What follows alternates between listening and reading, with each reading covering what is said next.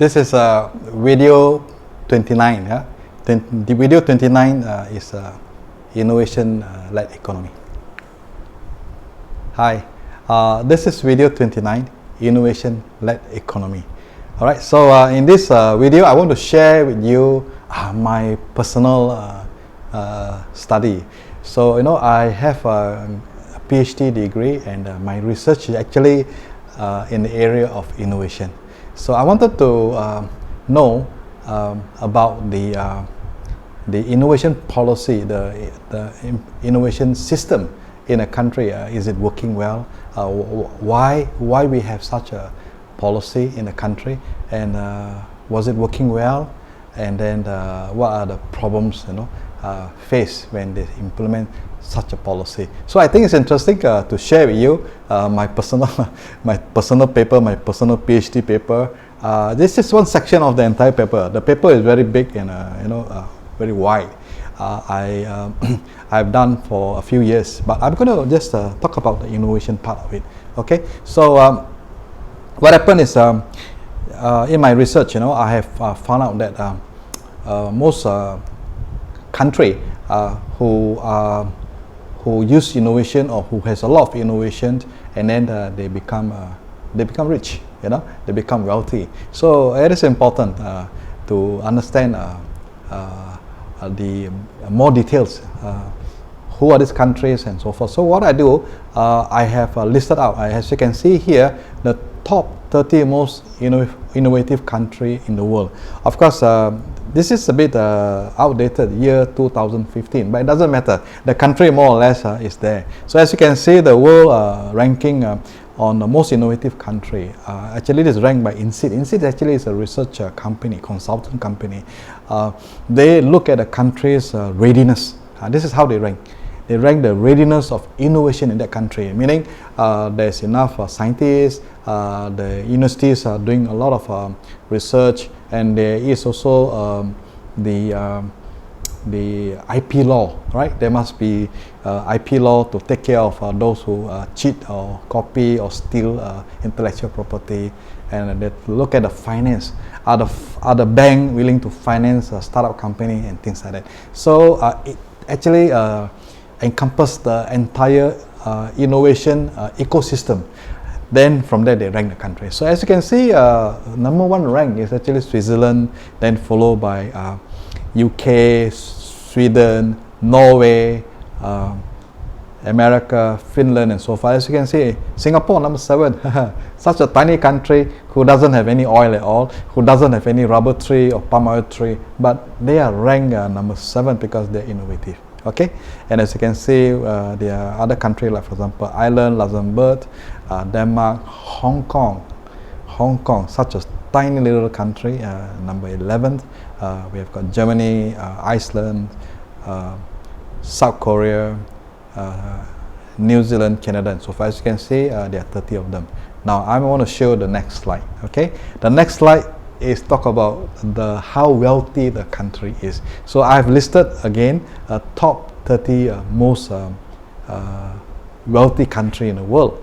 As you can see, rank number 1 is Luxembourg, followed by Switzerland, Qatar. Qatar has a lot of oil, right? They have got a lot of oil and gas.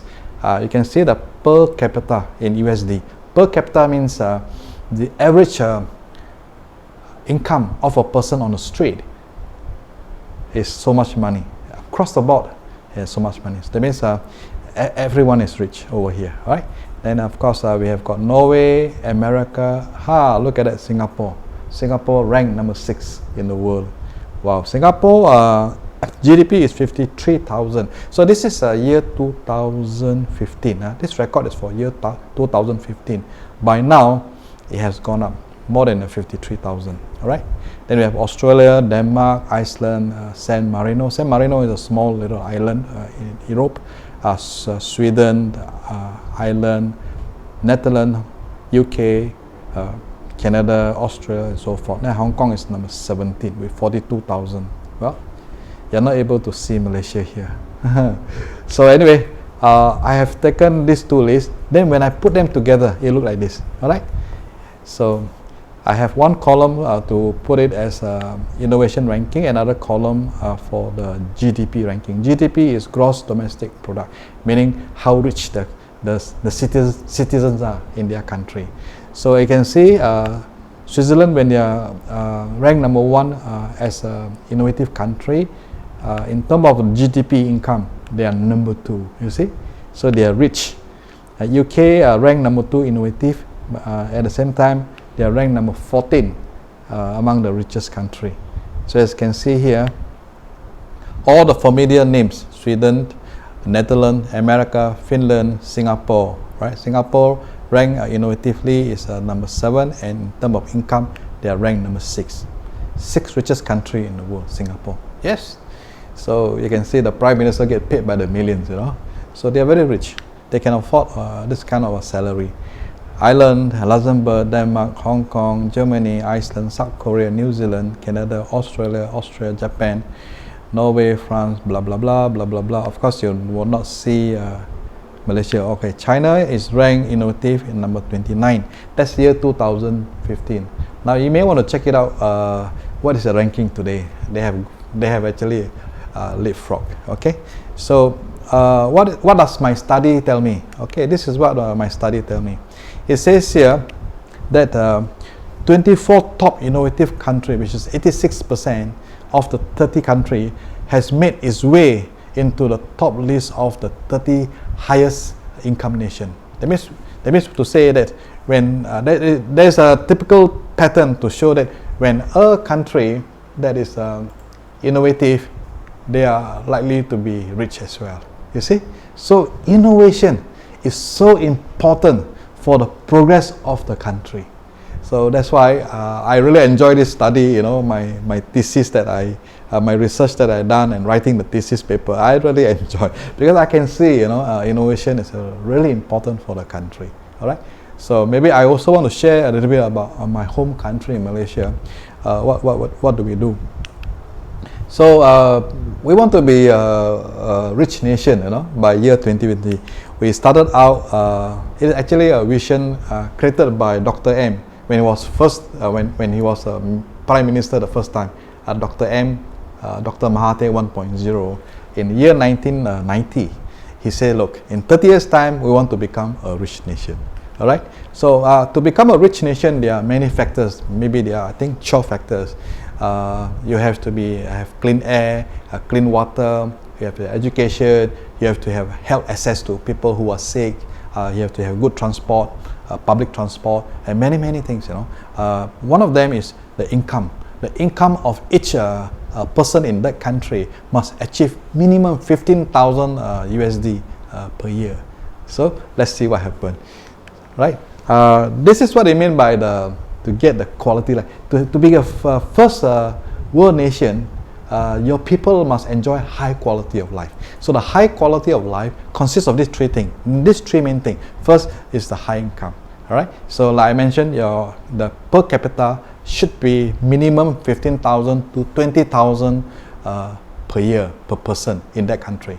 Then of course we also want to talk about inclusiveness. Inclusiveness means the richness must be enjoyed by all the people of different level in different part of the country to be happy with. For example, like I mentioned, clean air, the infrastructure, the roads, the medical services, the library, whatever it is, you know, to keep the resident happy.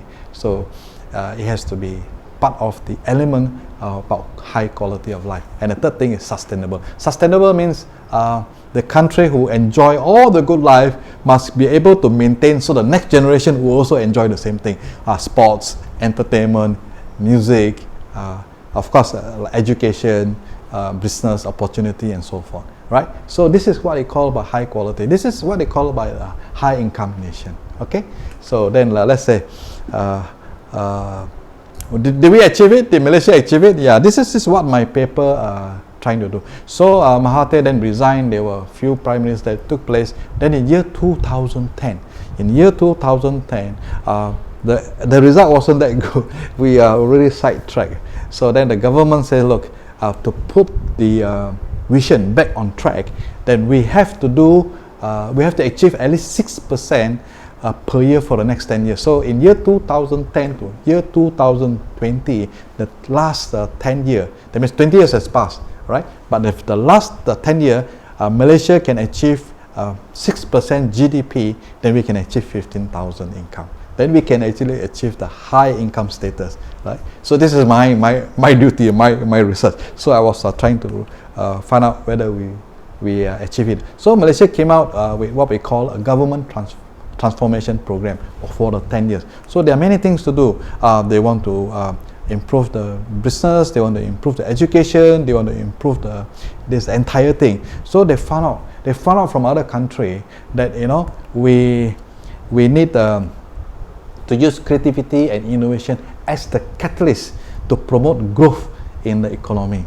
By doing that, we can achieve 6% per year for the next 10 years. So this calculation is done by the economic planning unit within the Prime Minister department. So they have got very clever mathematicians, these are economists, so they know what is required for the country, and they found that this sector. So Malaysia have got a lot of grand plan. They have got NKRA, knowledge, creative area, and so forth. So there are many programs, there are hundreds of new programs that they want to do, including safety, public safety against crime, to reduce crime, to increase public awareness, so that the people can enjoy more higher quality of life. So again, innovation, creativity and innovation is the element, is the catalyst. It is the, it's a stimulant to excite all these things, and then the country can achieve the first world nation. All right. So my paper, I did it a few years ago. So from 2015 to 2010, I want to see whether the country has achieved it or not. Right? Let's take a look.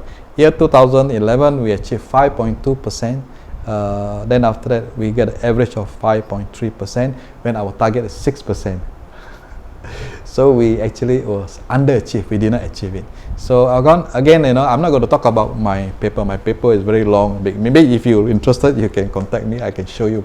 I can share you my paper. But what I want to impress on you, because we are technology developer. So where are we in this business? Where are we in this business? Because the money is there. All right. So the people or the country who don't believe in creativity, who don't believe in innovation, then you cannot progress. All right. So this is my paper. This is the message that I want to send to you, and to tell you, these are all scientific research. It has proven that innovation make a country to become rich. Okay. So that's why I call it innovation-led economy. Okay. So I see you again. You do your part. Even how small is it, you do your part. You will contribute to your nation. Okay. So I see you again in the next video. Thank you. Bye.